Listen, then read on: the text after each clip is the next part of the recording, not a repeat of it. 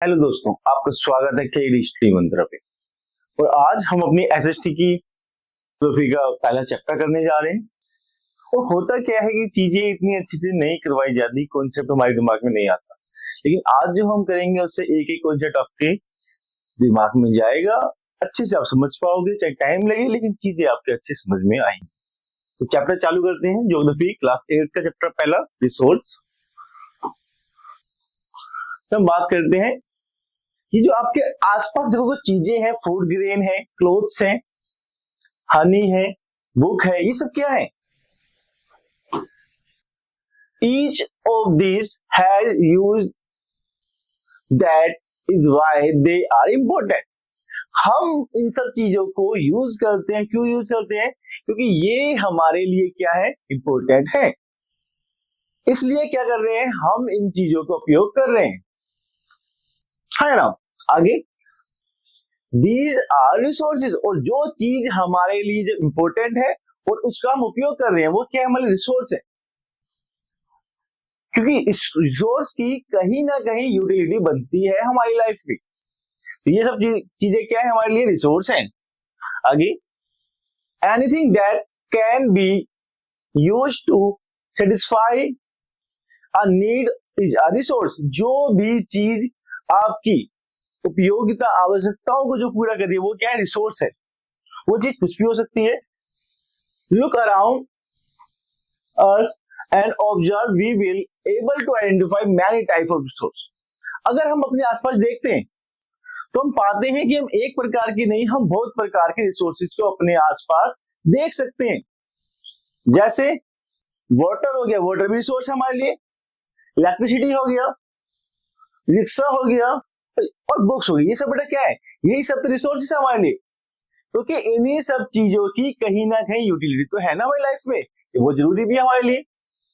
तो ये सारी ही चीजें हमारे लिए क्या है? रिसोर्स हैं। Water, electricity, rickshaw, vegetable, textbook have something is common. कुछ कॉमन है इसके अंदर। They have all been used by you, so they have utility. ये सब चीजें हैं आपके द्वारा उपयोग की जाती है, इसीलिए ये क्या है? इनकी आपकी लाइफ में यूटिलिटी तो है। ये बहुत मस्ट है आपके लिए। Utility is when satisfying power और कैपेसिटी ऑफ अ कमोडिटी। यही क्या है? यूटिलिटी बता रही है। यूटिलिटी बता रही है ये क्या है? उनके अंदर क्या है? कैपेबिलिटी है आपकी, क्या वो आपको सेटिस्फाई कर पा रही चीजें। यूटिलिटी आपको ये बता रही है कि जो सारी चीजें आपको क्या है? यूटिलिटी, वो आपके रिसोर्स है। जो आपके इंपॉर्टेंट नीड आप सेटिस्फाई कर पा रही है वो आपके रिसोर्स है। क्योंकि अगर मैं बोलूं अभी आप क्लास 8 में है, क्लास 8 की जो बुक्स हैं वो आपके रिसोर्स है। बट लेकिन मैं क्लास 7 की बात करूं कि रिसोर्स है क्या? बिल्कुल नहीं, वो आपके लिए रिसोर्स नहीं है। जब बात करते हैं how does something become a resource, the things become resource only when they have a value. वही चीज रिसोर्स है जो उसकी क्या है? कुछ वैल्यू है। जैसे value refer to importance of a commodity due to its usefulness. मतलब आपके लिए वो चीजें उपयोगी है ना, जब भी तो रिसोर्स बना रही है। जैसा मैंने एग्जांपल दिया कि अगर आप जो चीजें उपयोग कर रहे हैं, जैसे अभी क्लास की किताबें उपयोग कर रहे हैं, लेकिन क्या 7th क्लास की चीजें उपयोग करते हो क्या?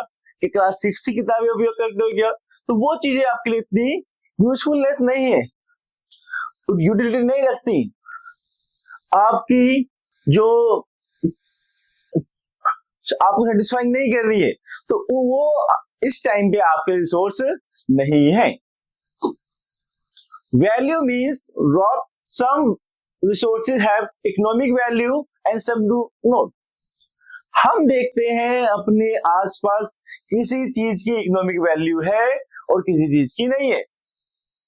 तो ये चीजें भी हमें समझनी पड़ेंगी कि कुछ की क्या है? इकोनॉमिक वैल्यू तो है ना, बट कुछ चीजों की क्या है? इकोनॉमिक वैल्यू बिल्कुल भी नहीं है।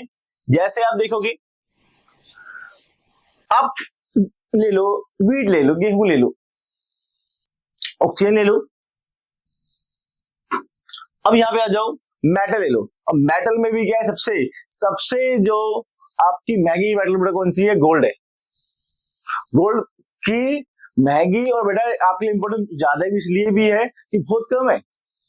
अगर मैं बोलूं कल को अगर गोल्ड क्या हो गया, हर जगह मिलने लग गया, और जो अदर मेटल है वो बहुत कम हो गए, तो गोल्ड सस्ता हो जाएगा, और जो आयरन मैन जो है सब बहुत कम हो गए, तो वो बहुत महंगे हो जाएंगे।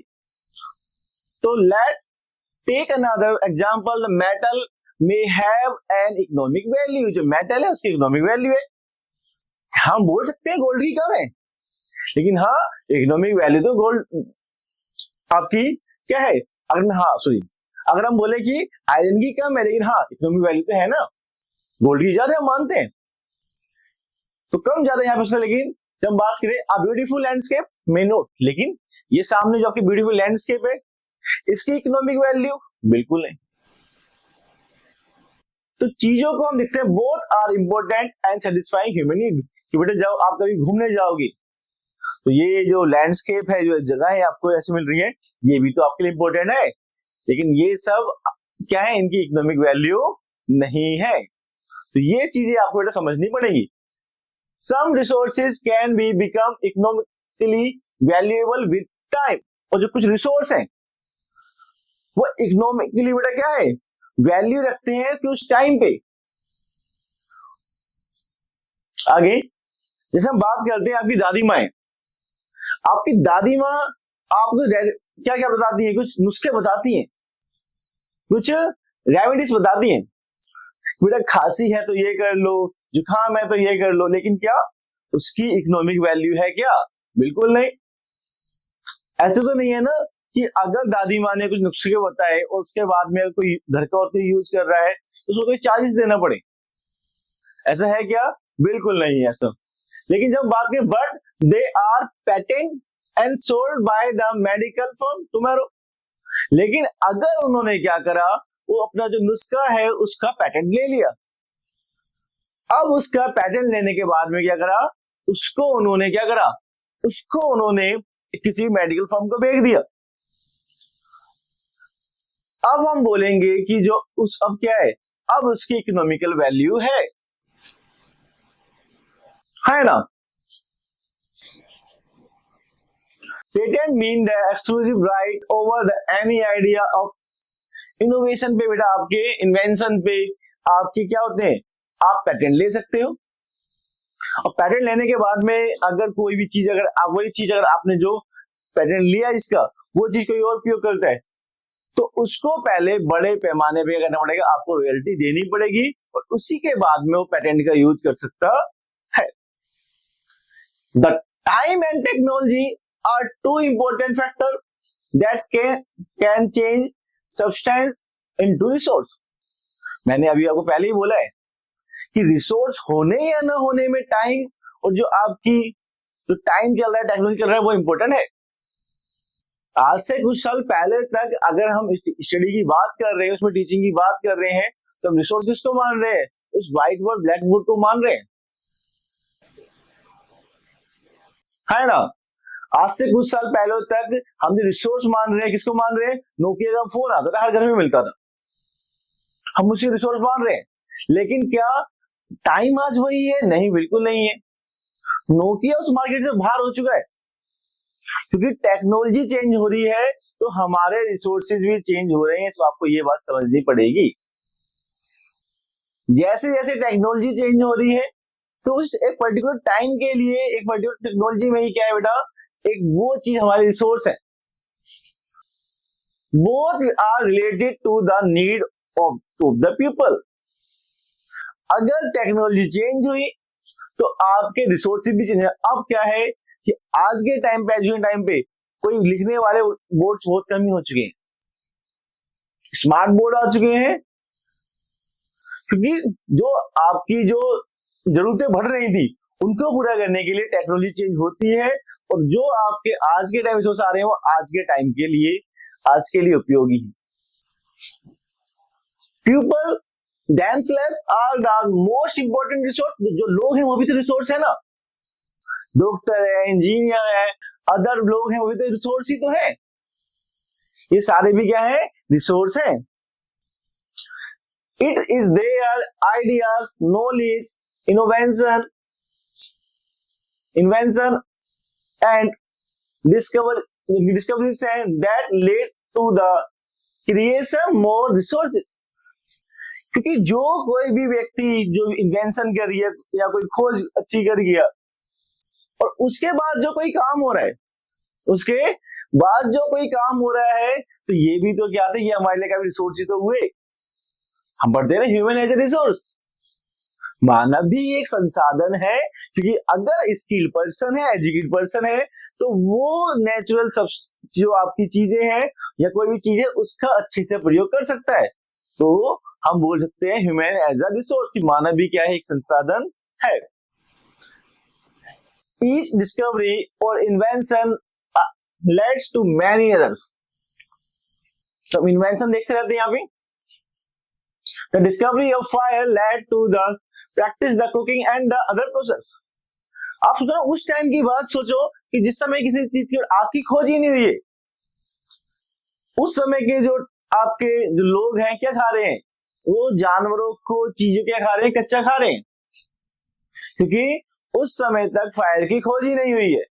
अब जिस समय फायर की खोज होती है उस समय क्या होता है, उस समय पे चीजें थोड़ी बदलती हैं और हमने आग का उपयोग होने के बाद में चीजों को पका के खाना चालू किया।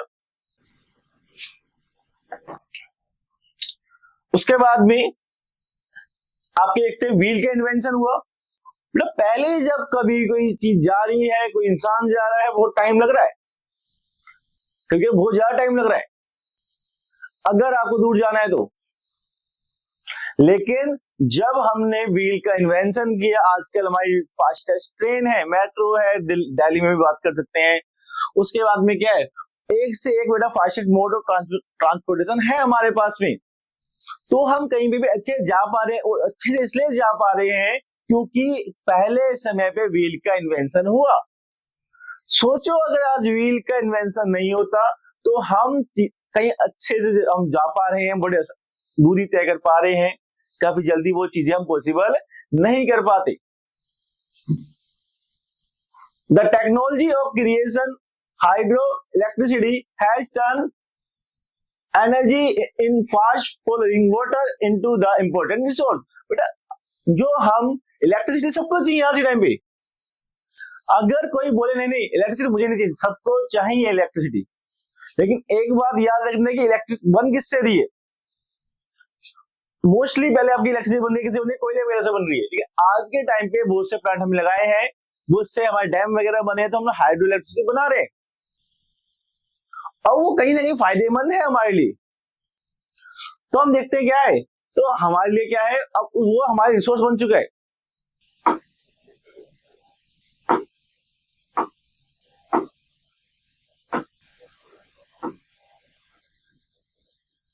अब आते हैं टाइप ऑफ रिसोर्स पे। अब टाइप ऑफ रिसोर्स क्या है, टाइप ऑफ रिसोर्स हम करेंगे अगली क्लास में। यहां पे हम इतना ही करते हैं क्योंकि फिर वीडियो बहुत लंबी हो जाएगी, तो हम टाइप ऑफ रिसोर्स करेंगे अगली क्लास में। धन्यवाद।